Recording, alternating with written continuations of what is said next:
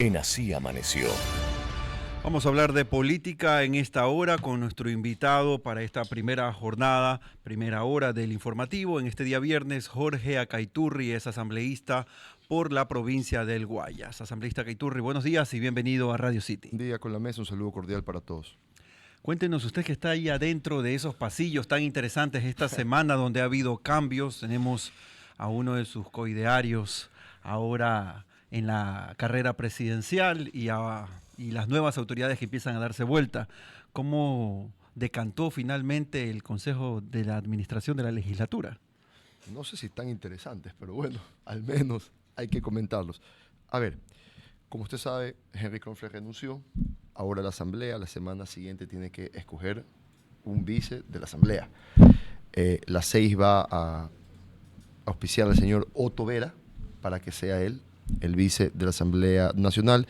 Entiendo que Construye y otras bancadas también tienen sus aspiraciones y bueno, será el pleno de la Asamblea en democracia, con el voto de los que participamos, quienes decidan quién nos va a representar en ese espacio. Y ustedes que leen también lo que ocurre al interior, sin ser pitonizos, ¿cómo va a quedar el asunto? No lo sé, no soy mago, pero esperamos que por los méritos hechos por nuestro compañero sea elegido por el Pleno, ¿no? Sin embargo, le voy a decir algo con sinceridad. Resta poder al gobierno. No creo que esas sean las cosas que le importan al pueblo ecuatoriano. Créame que al pueblo ecuatoriano las cosas de los políticos no le importan. Les importan sus problemas cotidianos, eso sí. Sí, pero esos problemas cotidianos se debaten, y usted lo sabe, asambleísta Acaiturri, al interior de lo que nuestros 137 representantes hacen en el cuerpo legislativo. Ahora, y cierro esa pregunta. Usted dice algo, le resta poder al gobierno. ¿Por qué?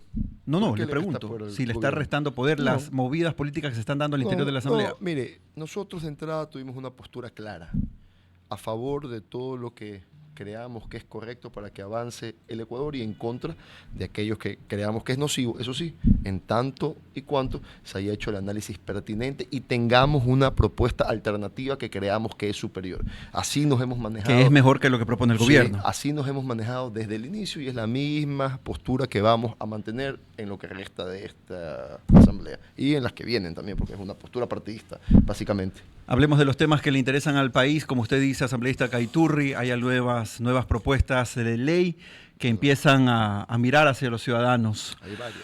Entonces, conversemos cuáles son, en su criterio, las más urgentes. A ver, nosotros hemos hecho varias reformas en materia de seguridad. A título personal, he impulsado varias reformas. Una, por ejemplo, tiene que ver con los funcionarios públicos, que está comprobado o que ya se ha pasado esa etapa, que colaboran con el crimen organizado, que nunca más puedan ser funcionarios del Estado.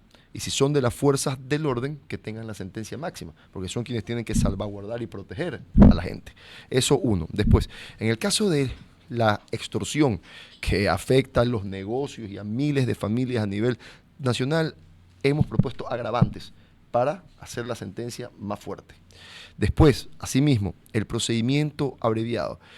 Oiga, herramienta que los delincuentes utilizan para salir con indignante velocidad de la cárcel, lo estamos eliminando para aquellos delitos que tienen de cabeza a la nación, para aquellos que en realidad están afectando el día a día: extorsión, secuestro, vacuna, sicariato, homicidio, comercialización, producción de estupefacientes, y etcétera. También planteamos acá incorporar al COIP un régimen real de reincidencias, porque el que tenemos es una payasada. Y los delincuentes salen, reinciden y no pasa absolutamente nada. Acá la reincidencia se va a acumular en la sentencia. Asimismo, las medidas cautelares para los delitos que nombré ahora y que tienen de cabeza a la nación se eliminan, con excepción de la prisión preventiva. Pero la prisión preventiva también tiene un cambio y es la caducidad, porque hoy vemos cómo viene un delincuente X, compra al juez, le dan prisión preventiva 1 mes, 3 meses, 6 meses, etc. No le formulan los cargos y no ha pasado nada acá. Ahora la caducidad se elimina y se quedan en la cárcel hasta que se formulen los cargos. Asimismo, el Ecuador, en el cálculo de penas, vio pues con estupor cómo la señora Salazar y el señor Muñoz tenían penas irrisorias de 9 meses y 1 año, 2 meses, porque se acogían a la colaboración eficaz. Acá planteamos que los agravantes no puedan ser reducidos de ningún régimen de reducción de penas. También planteamos un proyecto de rehabilitación social e infraestructura carcelaria. Uno, para que los PPLs tengan que trabajar, ahora sí. Obviamente, esa fue la propuesta más mediática. esto tiene pasos. ¿Por qué? Pregunto yo, en otros lugares del mundo, los presos le dan mantenimiento o construyen incluso el mobiliario de los edificios del Estado, de colegios fiscales, etcétera. Hacen los uniformes de colegios fiscales, etcétera. Hacen trabajos de fumigación, y etcétera. En el Ecuador no se puede hacer eso. Claro que se puede, pero primero hay que capacitarlos. Tienen que entrar en programas de ayuda psicológica y de desintoxicación de drogas porque muchos son consumidores. En el mismo proyecto planteamos clasificar a los reos por su peligrosidad, ya que es inadmisible que alguien que tiene un juicio de manutención comparta la cárcel con uno de los más buscados. Eso sucede hoy en el Ecuador. Y también planteamos y obligamos básicamente al Estado a invertir en infraestructura antimotines. ¿Por qué? Mañana hay un desmán, salen, la cárcel se destruye y la paga el Estado con la plata de todos. Para eso es mucho mejor invertir en prevención. Un ejemplo. Hay un motín, se aplasta un botón, las compuertas se cierran automáticamente y quedan aislados. Un dron va en camino a explotar el techo de la roca, se lo bajan antes de que sucede eso y no se generan los problemas que se generan. Y el último que presentamos, que es reciente en materia de seguridad, tiene que ver con los pirómanos. ¿Por qué? Uno, pregunto yo, ¿qué diferencia hay en que venga un pirómano y ponga una bomba en un edificio a que incendie el bosque afectando la flora, fauna, seres humanos y generando daños a la propiedad privada y pública?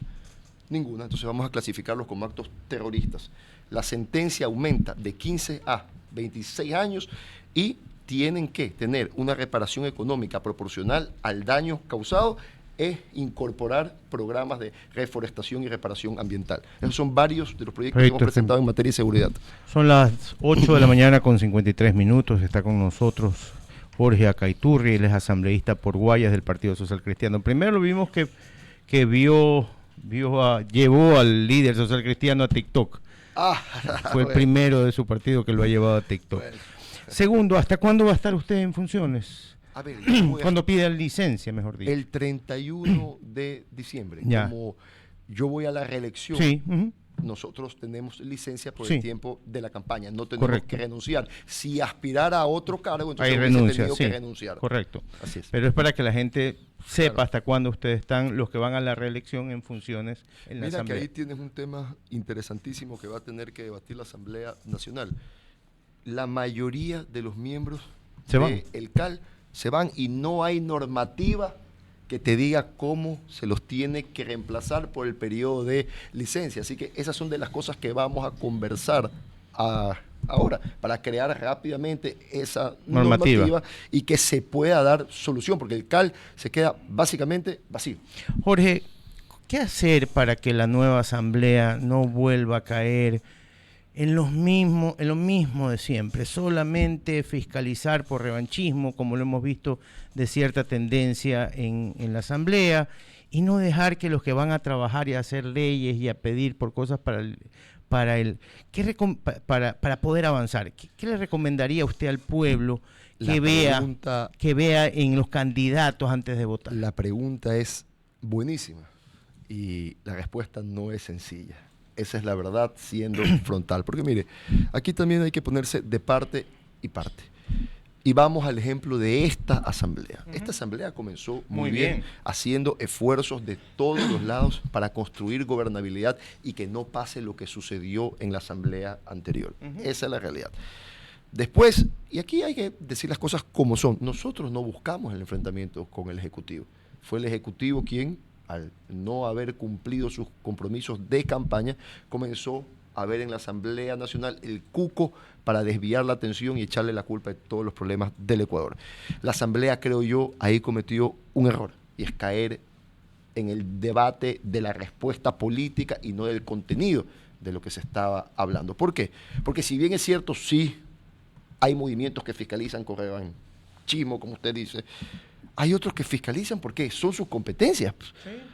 Entonces, El problema es que también del otro lado, cuando tú fiscalizas algo que es justo, salen y te dicen persecución, le quieren meter el pie al gobierno para que le vaya mal, etcétera. Entonces, primero un poquito más de madurez, responsabilidad. ¿Y qué le diría a la gente? Que revise la hoja de vida de los candidatos, si tienen la preparación adecuada y si ya han participado en la función pública, cómo han actuado en participaciones anteriores. Eso te da más o menos una idea de cómo van a actuar de aquí en adelante. Jorge, buenos días. Alfonso ¿Cómo estás, Rollero. Alfonso? ¿Cómo vas? Jorge, hoy se discute en el CAL la nueva ley energética. Así ¿No es. crees que sea el momento de proponer trámites rápidos, mantenimiento a lo que se debe mantener, aprovechar esta ley para que hagan lo importante y lo urgente? Sin lugar a dudas. Mira, te voy a contar algo. Y lo voy a contar como infidencia. Aquí ante la gente, lo puedo contar aquí. Nadie lo escucha. Yo por un tema familiar no estuve en la ley anterior. Eso recayó en mi comisión. El CAL hoy solo va a aprobar los requisitos de forma. Claro, a tramitarla. Exacto. Después esto va al debate a la comisión en la que yo estoy, Muy de bien. desarrollo económico. Ujú. Yo no estuve, yo estuve en Houston por un tema familiar, que Conocemos. después terminó no saliendo como yo esperaba. Pero bueno, y una de las cosas que les decía era, mira, no le pongan ese nombre a la ley porque están generando una expectativa falsa. Acá no hay un cambio real. Primero, el techo que le ponen a la producción A la generación privada. no tiene sentido. Ábranle el techo. Dos, tiene que haber un instrumento que le entregue seguridad jurídica al inversor. Un contrato de inversión, una alianza APP. Una concesión. etcétera. Exacto, una concesión.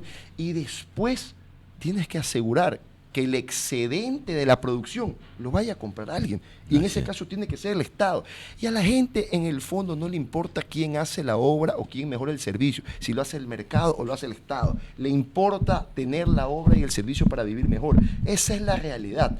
Todo este tipo de cosas, porque el proyecto básicamente se limita al techo. Correcto. Pasa de 10 a 100.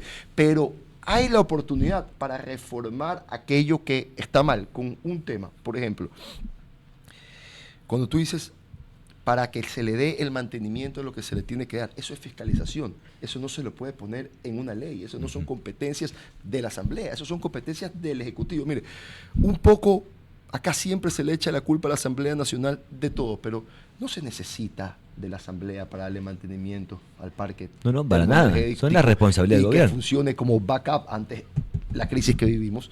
No se necesita de la Asamblea para que incorpore tecnología, capacite docentes y remueve planteles educativos. No se necesita de la Asamblea para adquirir equipos, contratar médicos y tener medicinas del cuadro base y catastróficas, tanto en el IES como en el Ministerio. Es decir, hay de muchas cosas que no se necesita a la Asamblea. Nosotros lo que sí tenemos es que proponer una ley, el marco jurídico, que le dé certezas, confianza y agilidad a los distintos actores del Ecuador para que las leyes se puedan aplicar. Hay que aprovechar esta ley energética para Por supuesto. hacer algunas cosas rápidas, trámites rápidos, licencias ambientales, Coincido. y deben abonar todos para eso. Este Y es el algo- momento, ¿no? Y algo fundamental que yo lo vengo repitiendo. Trabajemos esto con el sector privado, que conoce perfecto el tema. A riesgo de ellos. Escuchemos, claro, porque son los que invierten. A la larga, ¿cuál es el espíritu de la ley? Que el sector privado participe en la generación. ¿Por qué? Porque también el Ecuador tiene un problema gravísimo en esto, y hay que decir las cosas como son. Y dos cosas fundamentales. Uno, los famosos puntos negros. Acá se roba luz hasta decir basta. Tanto es que la demanda energética en el Ecuador en los últimos años ha crecido en producción, es decir, de lo que se necesita en generación, del 7 al 10%. La media latinoamericana es 3%. Financieramente eso es insostenible. Y lo otro es que la gran industria, por lo general, invierte en distribución, pero se conecta a la red. Y después tienen una tarifa especial de 5 centavos el kilovatio. Los ciudadanos pagamos 9. Eso hace que el Estado no tenga los recursos para poder invertir ni en generación, ni transmisión, ni distribución energética. Donde sí creo yo, porque vamos a decir las cosas como son, la crisis de generación, transmisión y distribución energética no es culpa del gobierno actual. Esa es la realidad. Una Tienen consecuencia. 10 meses apenas. El problema y lo criticable es que no hayan comenzado a solucionar. En donde sí tienen ellos responsabilidad es en el mantenimiento del parque termoenergético que funcionaba como backup para cuando sucedan este tipo de cosas, y no se lo ha hecho, dicen, hace 4 años. que no se le ha dado mantenimiento al parque termoenergético. Ahí sí tiene responsabilidad el gobierno nacional, porque quizás que la crisis la tuviéramos igual, quizás que apagones hubieran, pero en una dimensión mucho menor. Queremos agradecer al asambleísta Jorge Acaiturri, representante de la provincia del Guayas en la legislatura. Gracias por estar con nosotros. Gracias por la entrevista. Un saludo cordial para todos sus oyentes. Seguimos en Así Amaneció. Ya son las 9 de la mañana y 1 minuto.